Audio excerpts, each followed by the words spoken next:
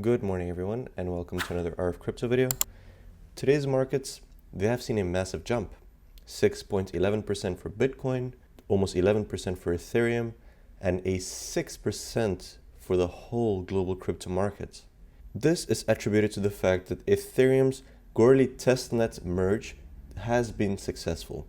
And with this, Goerli being the final testnet to be tested, we are on track to have the Ethereum merge from a proof of work to a proof of stake platform in late September.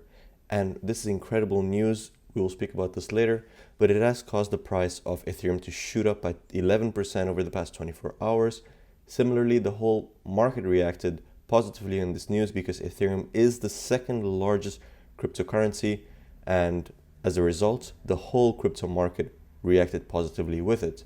We see here that the whole market is in the green, everything is healthy. There are a lot of cryptocurrencies that are in double digits also, such as Solana, because it is closely related to Ethereum, so any move on Ethereum has a similar effect on Solana. So we are seeing Bitcoin prices at 24,500.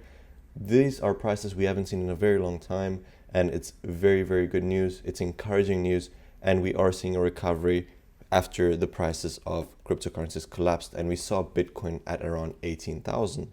If we move on and look at the price of Bitcoin here, we are now testing the $24,000 resistance level from the $23,000 support level yesterday. The price has basically increased $2,000 in one day, and we are seeing a possibility of a breakout.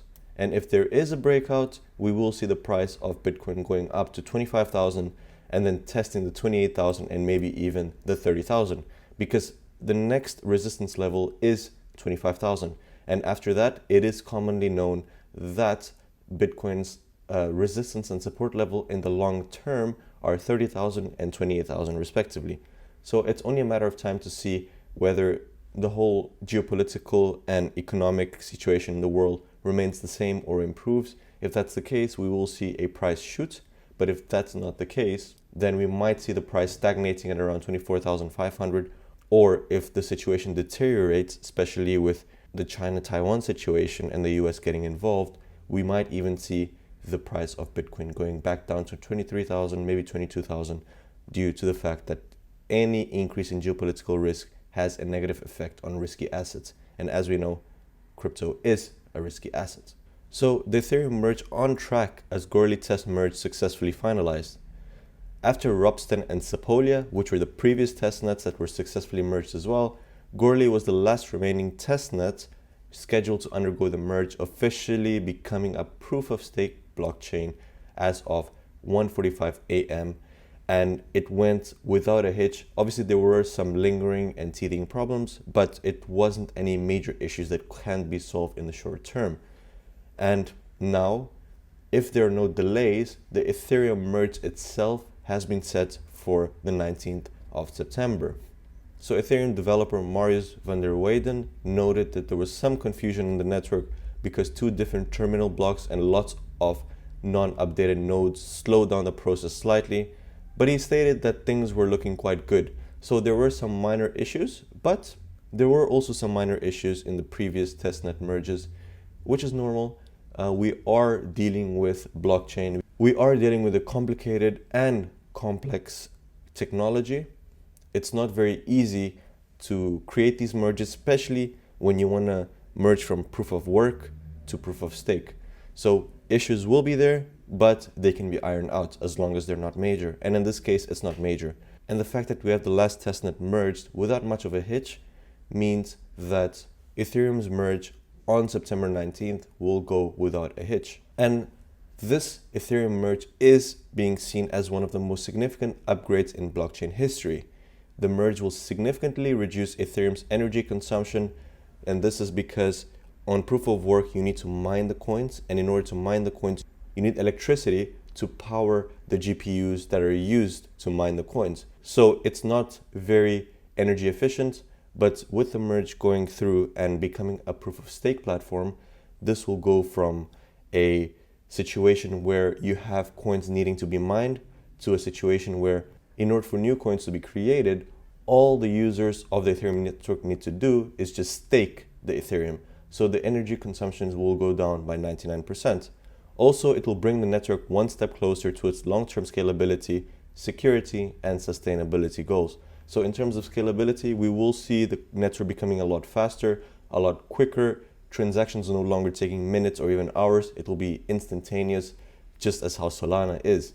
So the new Ethereum 2.0 will become like a much buffed version of Solana, and we will see the gas prices going down. So the transaction costs are now prohibitive. Remember when we had the crypto bull run, when the price of Ethereum went up to 2,500, 3,000, the cost per transactions were exorbitant.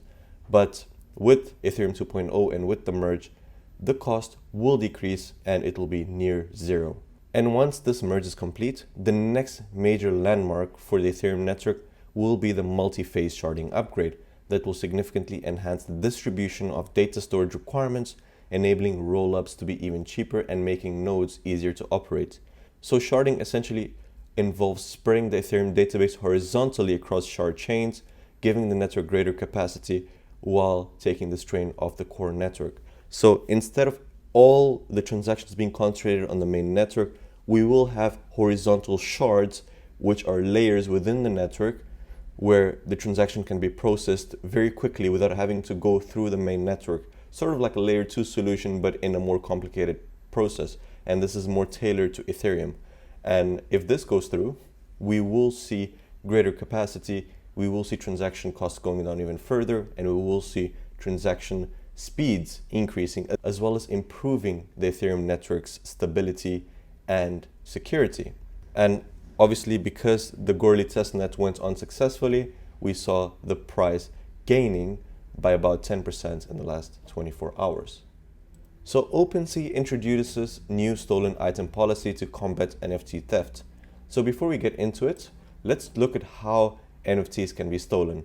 There are basically two ways that NFTs can be stolen: deceptions, by which a user is tricked into transferring their assets or providing access to their entire crypto wallet by maybe providing hackers with the seed phrase, maybe providing them with login details, or basically saying that if you transfer me such NFTs, we promise X, Y, and Z, such as investment in the company. And once you transfer your NFTs, they just disappear with your NFTs and you're left with nothing. Otherwise, you have exploitation of an NFT platform or other online communities' existing security vulnerabilities. So the first one is pretty self-explanatory, but looking at the second one, exploitation, let's look at an example, which is cybersecurity issues on NFT platform.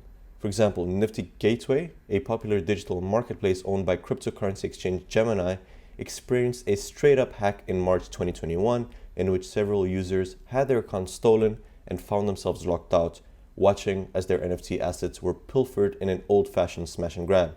So they basically hacked into the system and just took the NFTs by force. Another way is hacking a NFT platform, obtaining seed phrases, or hacking a personal computer and obtaining seed phrases, which will give hackers access to an individual's wallets. And if they have access to individual wallets, then they can freely transfer those assets to their own wallets, and therefore they exploited a security vulnerability to steal your NFTs.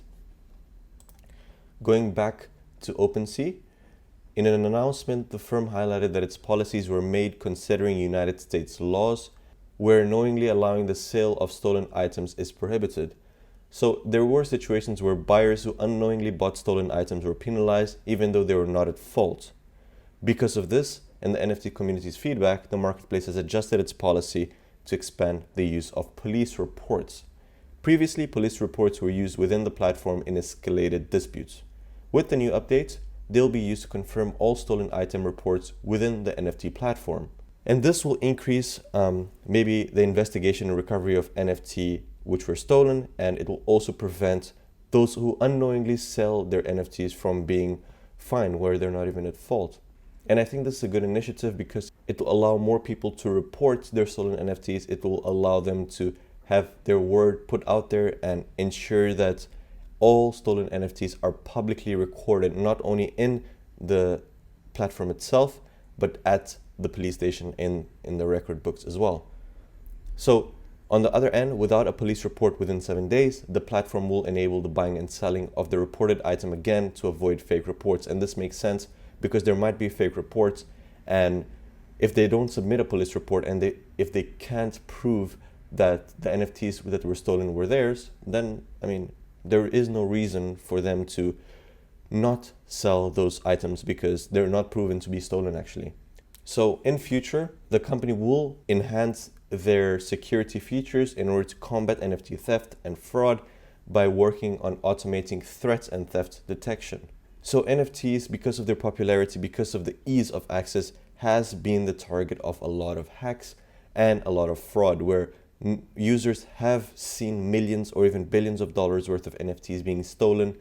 And because of this, OpenSea is aggressively placing security policies in order to combat this phenomenon. And I think this is commendable and it's a step in the right direction. There is still a lot that can be done, not only by OpenSea, but by governments.